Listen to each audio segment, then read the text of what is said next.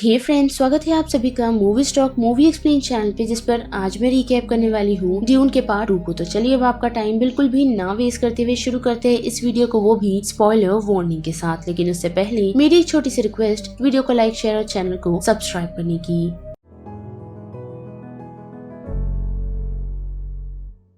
Film की शुरुआत हमें एट्रेडिस की चिता से दिखाई जाती है, जिसे अराकिस प्लेनेट पर जलाया जा रहा है। और साथ ही हम प्रिंसेस एरुलेन से भी सुन सकते हैं, यानी कि शेडान दी फोर्थ की बेटी, जो एट्रेडिस की मौत के बारे में लिख रही है, जिन्हें खत्म करवाने वाला उसका डैड ही है। लेकिन अभी तक उन लोगों को पॉल की लाश नहीं मिली। जिसके साथ साथ हम ये भी देख पाते हैं कि अराकिस प्लेनेट पर बैरन ने रब्बान को सारी जिम्मेदारी सौंप दी है, वो भी स्पाइस को कलेक्ट करने की। और अब बात करें पॉल की, तो हम देख पाते हैं कि उसे उसकी बहन के विजन आ रहे हैं। साथ ही उसकी आंख खुलने पर हमें पता चलता है कि रब्बन के सैनिकों ने उस जगह पर हमला कर दिया है, जिस कारण उन लोगों के हाथ जेमिश की लाश तो लगी है, लेकिन बाकी और कोई शख्स नहीं। जिस कारण वो लोग फेरेमेंस को ढूंढना शुरू करते हैं, जिसमें वो लोग नाकामयाब होते हैं। और हम देख पाते हैं कि फेरेमेंस मिल रब्बान के सैनिकों को खत्म करने में कामयाब होते हैं, जिनमें थोड़ा बहुत योगदान हम पॉल का भी देख पाते हैं। और साथ ही उन सैनिकों की मौत के बाद उनकी बॉडी से सारा पानी कलेक्ट कर अपनी जर्नी को कंटिन्यू करते हैं। साथ ही हम देख पाते हैं कि रब्बन काफी परेशान है, और उसके साथ ही उसे बताते हैं कि फेरेमेंस आए दिनों उन लोगों की स्पाइस कलेक्टर मशीन पर हमला किए जा रहे हैं, जिससे उन लोगों को काफी नुकसान हो रहा है। जैसे चिर रब्बन उस शख्स को ही मार देता है। और वही दूसरी तरफ हम देख पाते हैं कि पॉल और जेसिका फाइनली स्टिलगार्ड के साथ मिल, यानी कि फेरेमेंस के साथ मिल, उनके बेस पर आप पहुँचते हैं, जहाँ कुछ लोग उनके अगेंस्ट हैं, तो कुछ लोग पॉल को मसीहा मानते हैं। साथ ही स्टिलगार्ड भी इन सारी बातों को मानता है, जो चीज वो अपने एल्डर्स को बताता है। लेकिन अब उन्हें ये नहीं पता कि जेसिका के साथ क्या किया जाए, जिस कारण स्टिलगार्ड उसे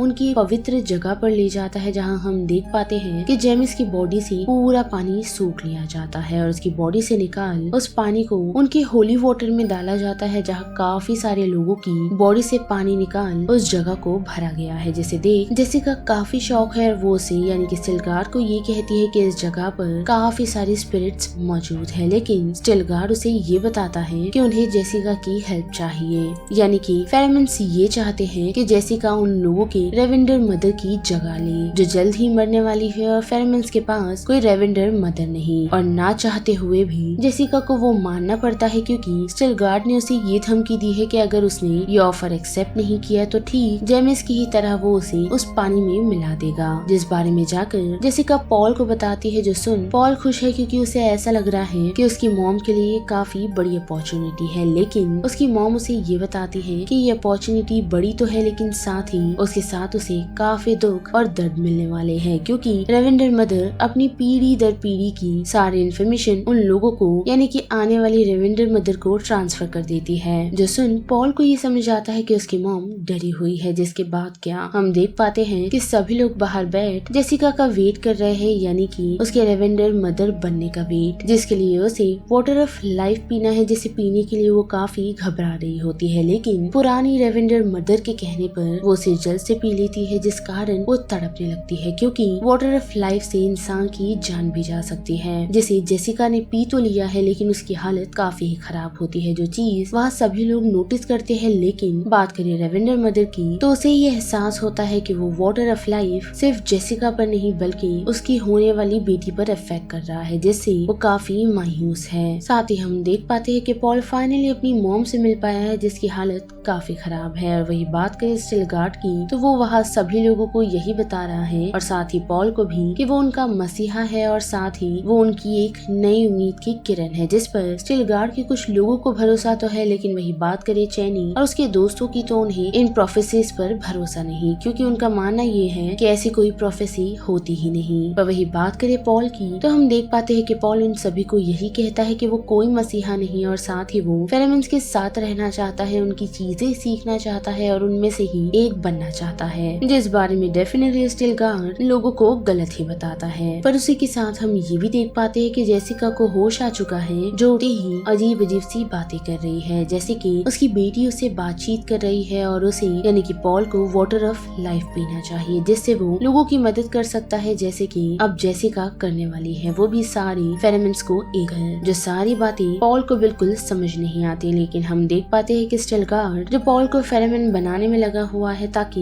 लोग उस पर और बिलीव करें, जिस कारण वो उसे एक रात रेगिस्तान में काटने के लिए कहता है और साथ ही लौटने के लिए भी, जिसमें उसका साथ और कोई नहीं बल्कि चैनी देती है। और ऐसे ही कुछ दिनों बाद हम देख पाते हैं कि वो लोग स्पाइस हार्वेस्ट करने वाली मशीन पर अटैक कर देते हैं और साथ ही रब्बान की लोगों को मार गिराते हैं, जिससे सभी लोग काफी खुश है, खास करके पॉल से, क्योंकि उसने अपना पूरा सहयोग दिया है। साथ ही पॉल उन लोगों को ये बताता है कि उसने इतनी अच्छी लड़ाई और कहीं से नहीं बल्कि उसके मेंटोर से सीखी है, जिसके साथ साथ उसे रब्बान के लोगों की थोड़ी बहुत कमजोरियां पता है, क्योंकि काफी सालों से वो लोग एक दूसरे के अगेंस्ट रहे हैं, तो वो उन्हें उनकी कमजोरी बता सकता है और बदले में वो उनसे सिर्फ ये चाहता है कि वो उसे फेरेमन बनना सिखाए, जिसके लिए वो लोग रेडी है। साथ ही उन लोगों ने उसके लिए एक नाम भी चुना है जो कि उसूल है, लेकिन साथ ही पॉल मुआद्दिब बनना चाहता है, यानी कि एक माउस, जिस कारण उसका नाम पॉल मुआद्दिब उसूल रखा जाता है। जिसके साथ साथ हम देख पाते हैं कि धीरे धीरे उसकी नजदीकियां चैनी से बढ़ रही है, जिसे वो अपने प्लेनेट के बारे में बताता है जहाँ काफी सारा पानी है। और साथ ही वो लोग बैठ स्टिलगार्ड को देख रहे हैं जो सैंड वॉर्म की सवारी करना है, और एक दिन पॉल को भी उसकी सवारी करनी है। और ऐसे ही कुछ दिनों तक सभी फेरेमन्स मिलकर रब्बान की माइनिंग को बर्बाद कर रहे होते हैं, जिससे रब्बान काफी परेशान हो चुका है। साथ ही बैरन ने उसे वार्निंग दी है क्योंकि उन लोगों के पास स्पाइस काफी कम आ रहा है। जिसके साथ साथ हमें पॉल का एक और ड्रीम दिखाया जाता है, वो भी साउथ की तरफ, जहाँ वो किसी लेडी को चलता हुआ देख रहा है। साथ ही उसके आसपास के सभी लोग भूख और प्यास से मर रहे हैं, जिस बारे में वो चैनी को बताता है। लेकिन चैनी का ये मानना है कि ज्यादा स्पाइस के संपर्क में आने के कारण उसे अजीब अजीब से ड्रीम्स आ रहे हैं। जिसके बाद के हम देख पाते हैं कि स्टिलगार्ड सभी लोगों को जमा करता है और साथ ही पॉल के हाथ में सैंड वॉर्म को बुलाने वाली मशीन रख देता है, यही कहते हुए कि वो उसे निराश ना करे। जिसके बाद के हम देख पाते हैं कि पॉल उस मशीन को शुरू करता है और उसके सामने एक काफी बड़ा वॉर्म आता है, जिसे देख सभी लोग काफी घबराए हुए हैं, क्योंकि वो सैंड वॉर्म की सबसे बड़ी प्रजाति है जिसे साइहलूद कहा जाता है। जिसे पॉल की तरफ बढ़ता देख सभी लोग काफी टेंशन में है। लेकिन हम देख पाते हैं कि पॉल थोड़ी मुश्किलों के साथ उस जायंट सैंड वॉर्म को राइड करने में कामयाब होता है, जिसे देख कुछ लोग तो काफी खुश है, क्योंकि पहले तो अभी भी पॉल लोगों का मसीहा है और एज ए रिटन यानी कि प्रोफेसी के अकॉर्डिंग उनका मसीहा साइहलूद को राइड करेगा, जो पॉल ने कर दिखाया है। और उसी कारण सभी लोग काफी खुश है, जिससे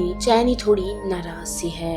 साथ ही हम ये तक देख पाते हैं कि इस खबर के बारे में जेसिका तक को पता चल चुका है, जिससे वो काफी ही खुश है और उसने अपने बेटी के कहने पर सभी लोगों को ये मानने पर मजबूर करवा दिया है कि सच में पॉल उन लोगों का मसीहा है। पर अब फिर से बड़े चैनी की तरफ तो हम देख पाते हैं कि वो सारी चीजें उसे बेचैन कर रही थी, जिस कारण वो पॉल से बातचीत करती है और उसे बताती है कि सभी लोग उसे मसीहा मान रहे हैं, जिस पर पॉल को तो बिलीव नहीं, लेकिन वो उसे बताती है कि ये सारे रूमर्स और कोई नहीं बल्कि उसकी मॉम फैला रही है, जिसे उसे रोकना होगा। जिस कारण पॉल उसकी मॉम से मिलने का डिसाइड करता है और हम देख पाते हैं कि उसकी मॉम ऑलरेडी साउथ जाने का डिसाइड कर चुकी है, ताकि वहाँ के फेरेमन्स को भी वो अपने साथ कर सके और ये बिलीव दिला सके कि पॉल उन लोगों का मसीहा है। और ये सारी चीज वो और किसी के नहीं बल्कि उसकी बेटी के कहने पर कर रही है। साथ ही वो पॉल को भी अपने साथ चलने के लिए कहती है, लेकिन पॉल उसे साफ साफ मना कर देता है, क्योंकि उसके जहन में वही ड्रीम अभी भी बैठा हुआ है, जिस कारण वो साउथ जाना नहीं चाहता। और अब जबकि जेसिका साउथ की तरफ बढ़ चुकी है, तो हम देख पाते हैं कि फेरेमन्स मिल रब्बान की एक बेस पर हमला कर देते हैं, जहां स्पाइस को स्टोर करके रखा तो गया था, लेकिन हमला करने के कारण उसमें से काफी सारे स्पाइस नष्ट हो चुके हैं, जिससे रब्बान भड़क चुका है और अब वो फेरेमन्स पर हमला करने का डिसाइड कर लेता है, जिस कारण वो उनके पीछे तो लगता है, लेकिन हम देख पाते हैं कि उनके सामने वो आउट नंबर हो जाते हैं। साथ ही रब्बान ये भी नोटिस कर पाता है कि सारे फेरेमन्स काफी ही स्पीड है, जिस कारण वो अपनी टीम को फॉल बैक करने के लिए कहता है और उस लोकेशन से भाग निकलता है। और अब बड़े फिर से शद्दान की तरफ तो हम देख पाते हैं कि वो अपनी बेटी इरुलैन से बात कर रहा है कि किस तरीके से मुआद्दिब को खत्म किया जाए, जिसके लिए वो उन्हें रोकती है, यही कहते हुए कि सभी लोग उसे मसीहा मानते हैं, तो उन लोगों को बड़ी ही चालाकी से उनका सामना करना होगा। और उसके फादर के वहाँ से जाते ही हम देख पाते हैं कि उसकी बातचीत मोहेम से होती है और वो उसे यही कहती है है कि शायद मुअद्दिब और कोई नहीं बल्कि पॉल है, जो नाम सुनते ही मुहिम उसे शांत रहने के लिए कहती है और ये बताती है कि उन लोगों को फेड रोथा पर भरोसा रखना होगा, यानी कि बैरन के नेफ्यू पर, जो नाम सुनते ही इरुलेन उसे यही कहती है कि वो पूरा सन की है, पर मुहिम के अकॉर्डिंग वो उनके कहीं न कहीं काम आ सकता है। जिसके बाद हमें फैद दिखाया जाता है जो अपने बर्थडे सेलिब्रेशन के लिए तैयारियां कर रहा है, यानी कि हम उसे अखाड़े में देख पाते हैं जिसे देखने के लिए काफी सारे लोग आए हुए हैं। जिस अखाड़े में फैद बचे हुए एटरेस को खत्म करता है, वो भी अपनी काफी अच्छी फाइटिंग स्किल्स से। साथ ही फाइट खत्म होने के बाद वो सीधा अपने अंकल बैरन से मिलने के लिए पहुंचता है, जिनकी बातचीत से उसे पता चलता है कि जिन फाइटर को उसके सामने रखा गया था उन्हें ड्रग्स नहीं दिया गया था, जिस कारण फैद की जान को खतरा हो सकता था। लेकिन बैरन से समझाते हैं कि वो उसे किसी चीज के लिए तैयार कर रहे हैं। साथ ही वो उसे तोहफा देना चाहते हैं जो और कोई नहीं बल्कि एम्परर की थ्रोन है, जो सुनकर फैद काफी शॉक हो जाता है और अपने अंकल से उसके बारे में पूछना शुरू करता है, जिससे उसे पहले ये पता चलता है कि उसे रब्बान की जगह लेनी होगी, क्योंकि रब्बान अपने कामों पर खड़ा नहीं उतर रहा, जिस कारण वो उसके लिए अग्री कर जाता है। और हम देख पाते हैं कि वहाँ से निकलते ही उसकी मुलाकात एक लेडी से होती है जिसका नाम मार्गरेट है, और उसे देखते ही फैद पहचान जाता है कि वो एक बेनी जेसेरिट है, जिसके पीछे पीछे वो उसके कमरे तक आ पहुंचता है। और हम देख पाते हैं कि मार्गरेट उसका वही इम्तिहान ले रही है जो पहले मुहिम ने पॉल का लिया था, जो हमें दिखाया तो नहीं गया, लेकिन उसके बाद हम देख पाते हैं कि मार्गरेट वहाँ से निकल मुहिम और इरुलेन से आकर मिलती है, जिन्हें आकर वो यही बताती है कि फैद उसके टेस्ट में पास हो चुका है। साथ ही उसे लोगों को दर्द देने काफी मजा आता है, लेकिन इतना ही नहीं बल्कि मार्गरेट ने उसकी ब्लड लाइन को सिक्योर कर लिया है, यानी कि वो फैद के बच्चे की माँ बनने वाली है, जिसकी कंफर्मेशन उसने खुद दी है, यही कहते हुए कि वो एक फीमेल को जन्म देने वाली है। जिसके साथ साथ हम देख पाते हैं कि फाइनली फैद रब्बान की जगह लेने निकल चुका है। और वही बात करें फ्रीमैन की तो वो सभी मिल एक और मशीन पर हमला करने के लिए बढ़ चुके हैं, लेकिन वो इस बार रब्बान के लोगों की नहीं बल्कि गर्नर और उसके साथियों की है। जिस मशीन को पॉल और उसके लोगों ने बर्बाद तो कर दिया है, लेकिन गर्नर का सामना करने के लिए वो जैसे ही आगे बढ़ता है तो उसे पता चलता है कि वो और कोई नहीं बल्कि उसके मास्टर है, जिस कारण वो ये फाइट रोक सभी लोगों को शांत रहने के लिए कहता है। साथ ही उनकी बातचीत से हमें पता चलता है कि गर्नर बच गया था और उनके कुछ साथियों के साथ मिल उसने कुछ ट्राइब को ज्वाइन कर लिया जो काफी डरे हुए हैं। साथ ही उसे उसके फादर का बदला लेना है, यानी कि लेटो का बदला लेना है, जो अब वो मिलकर पॉल के साथ लेगा। साथ ही उसने पॉल के बारे में काफी कुछ सुना है, लेकिन आ रही जंग को रोकने के लिए पॉल को उनके पूर्वजों की कुछ चीजें लगेगी जिसे हम एक्सप्लोजिव कह सकते हैं। और दूसरे दिन वो सभी वहाँ जाने का डिसाइड करते हैं, लेकिन उससे पहले पॉल की बातचीत चैनी से होती है, जिस बातचीत से हमें इतना पता लगता है कि पॉल काफी डरा हुआ है, क्योंकि उसे लगता है कि उसके कारण काफी लोगों की जान जा सकती है। लेकिन चैनी उसे समझाती है और साथ ही पॉल को अब ऐसा लग रहा है कि वो शायद से मसीहा हो सकता है, जिन बातों पर अभी भी चैनी को भरोसा नहीं। और फिर हम दूसरे दिन देख पाते हैं कि गर्नी उन लोगों को एट्रेडस की उसी हिडन लोकेशन पर ले जाता है, जो काफी हिडन तो नहीं लेकिन सबकी नजरों के सामने है, जिसे सभी लोगों ने अनदेखा किया। लेकिन उसे अनलॉक सिर्फ एक एट्रेडस ही कर पाएगा, जिस कारण पॉल उसे अनलॉक कर सभी लोगों को अंदर ले जाता है। और अंदर जाते ही हम देख पाते हैं कि काफी सारे एक्सप्लोजिव रखे हुए हैं, जिसकी तैयारी एट्रेडस के पूर्वजों ने ऑलरेडी कर रखी थी। जिसके बाद हम जेसिका को देख पाते हैं जो एक लेडी के पास आ पहुंची है, उससे ये जानने के लिए कि किस तरह वाटर ऑफ लाइफ को सैंड वॉर्म से निकाला जाता है। और हम देख पाते हैं कि वो उसे उसका तरीका बताती है, लेकिन वो सारी चीजें देख वो उस लेडी को यही बताती है कि जल्द ही कोई लड़का इस वाटर ऑफ लाइफ के लिए तुम्हारे पास आएगा, जिसे तुम दे देना, मना नहीं करना। लेकिन उस लेडी का ये मानना है कि कोई भी लड़का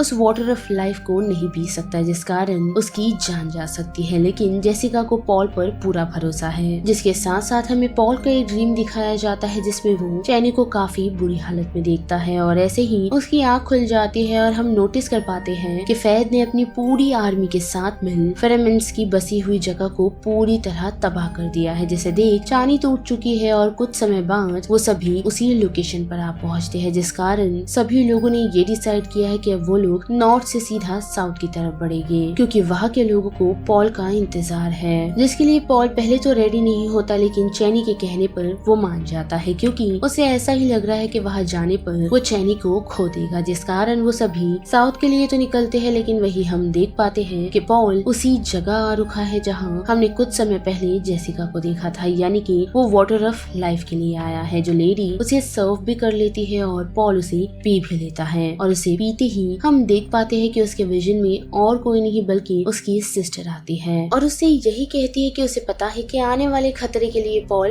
रेडी नहीं, लेकिन वो फिक्र ना करे क्योंकि उसकी बहन उसके साथ है। जिसके बाद के हम देख पाते हैं कि चैनी पॉल के पास आ पहुंची है, जिसे देख सभी लोग उसे रास्ता देते हैं क्योंकि एज अ प्रोफेसी ये माना गया है कि चैनी, जिसका दूसरा नाम सिहाया है, जिसका मतलब डेजर्ट स्प्रिंग है, उसके आंसू से ही पॉल को जगाया जा सकता है। जिसमें चैनी बिलीव तो नहीं करती, लेकिन हम देख पाते हैं कि जेसिका जबरदस्ती अपनी पावर की मदद से उसे उसके आंसू को वाटर ऑफ लाइफ में मिलाकर पॉल को पिलाने के लिए कहती है, जो वो कर भी देती है और उस कारण पॉल को होश भी आ जाता है। जिसे उठता देख वो खुश तो है, लेकिन साथ ही काफी नाराज क्योंकि उसे पता चल चुका है कि पॉल को अब उसकी माँ की बातों पर विश्वास है, जिस कारण वो उसे छोड़ वहाँ से चली जाती है। और हम देख पाते हैं कि पॉल अपनी मॉम से बात करता है, जिस बातचीत में हमें पता चलता है कि जेसिका और किसी की नहीं बल्कि बैरन की बेटी है, जिस बारे में उसे खुद नहीं पता था, जिसकी इन्फॉर्मेशन उसे तब मिली जब उसने खुद उस वाटर ऑफ लाइफ को पिया था। साथ ही पॉल जेसिका को ये तक बताता है कि उसे आने वाला फ्यूचर और उसे किस तरह बदला जाए उसकी सारी पॉसिबिलिटीज नजर आ रही है, यानी कि वाटर ऑफ लाइफ पीने के बाद काफी तेजी से काम कर रहा है। जिसके बाद के वो वहाँ से निकल सभी लोगों के सामने आकर खड़ा हो जाता है, जिसे देख सभी लोग काफी हैरान है क्योंकि एक लीडर के रहते हुए कोई और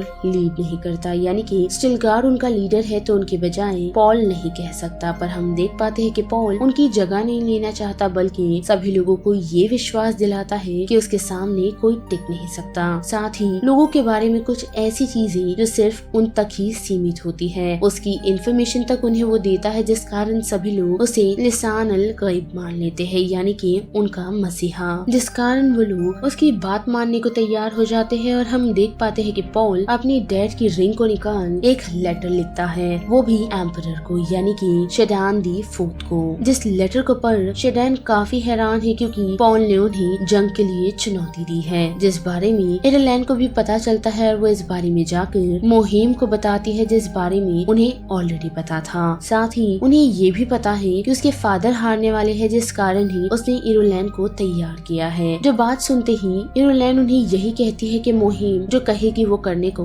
तैयार है। जिसके साथ साथ हम देख पाते हैं कि चैनी अब पॉल से काफी चिढ़ चुकी है और अब वो उसका साथ नहीं देना चाहती, यानी कि वो फेरेमन्स का साथ तो देगी लेकिन पॉल का नहीं। पर वही हम ये भी देख पाते हैं कि एम्परर फाइनली फेरेकिन्स अपनी पूरी सेना को ले आ पहुंचा है, जिसे देख फैद काफी चिढ़ा हुआ है। साथ ही वो रैन से उसे इतना समझ आता है कि अगर शद्दान यहाँ पहुंचा है तो कुछ न कुछ गड़बड़ है। जिसके बाद के हम देख पाते हैं कि पॉल अपने सभी लोगों को शद्दान और उसकी टीम का सामना करने के लिए रेडी कर रहा है, यानी कि वो लोग प्लान्स बनाना शुरू कर चुके हैं। जिसके बाद क्या थोड़ा समय रुकते ही वो लोग उन पर अटैक करने की तैयारी कर लेते हैं, लेकिन उससे पहले हम देख पाते हैं कि शद्दान से मिलने के लिए बैरन, रब्बान और फई पहुंचे हैं, जिनसे शद्दान को सिर्फ मुअद्दिब की इन्फॉर्मेशन चाहिए जो उन लोगों के पास पूरी नहीं। साथ ही वो बैरन से इतना चिढ़ा हुआ है कि वो उसकी सप्लाईज को ही उससे कट कर देता है, जिस कारण बैरन कमजोर पड़ जाता है। और वही हम देख पाते हैं कि बाहर के खतरे की आवाज सुन, यानी कि पॉल की टीम जो ऑलरेडी सैंड वॉर्म की मदद से और साथ ही उनके पास मौजूद एक्सप्लोजिव की मदद से शद्दान की टीम पर अटैक कर चुकी है, जिससे रब्बान बचने की कोशिश कर रहा है। लेकिन अफसोस वो वहाँ से बचकर नहीं निकल पाता क्योंकि उसका सामना और किसी से नहीं बल्कि गरनी से होता है। और हम ये भी देख पाते हैं कि गरनी चुटकी भर में उसे मार गिराता है और साथ ही अपना बदला लेने में भी कामयाब होता है। वही बात करें पॉल की तो पॉल शद्दान और बाकी सभी लोगों के पास आ पहुंचा है, जहाँ आते ही उसने सबसे पहले अपने ग्रैंडफादर को खत्म किया, यानी कि बैरन को।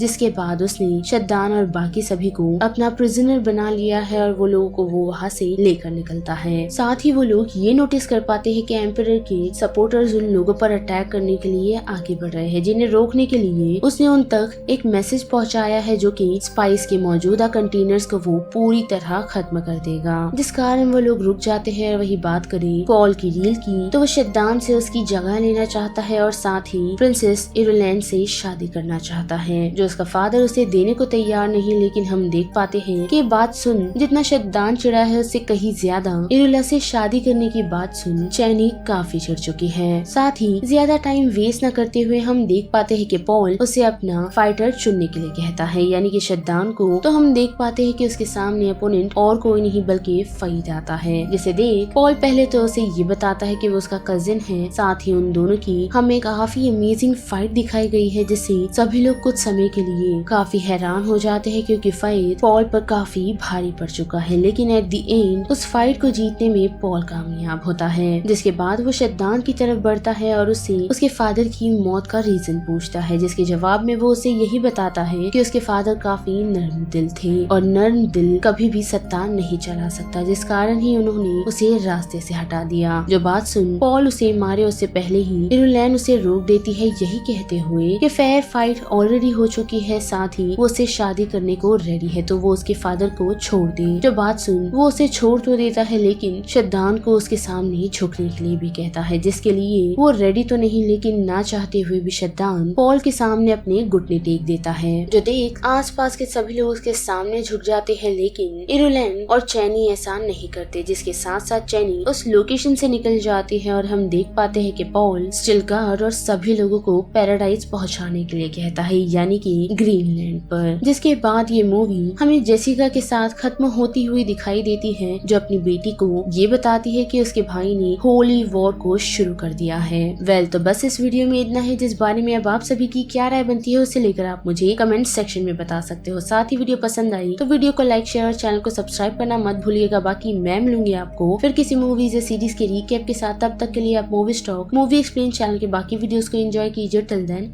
बाय।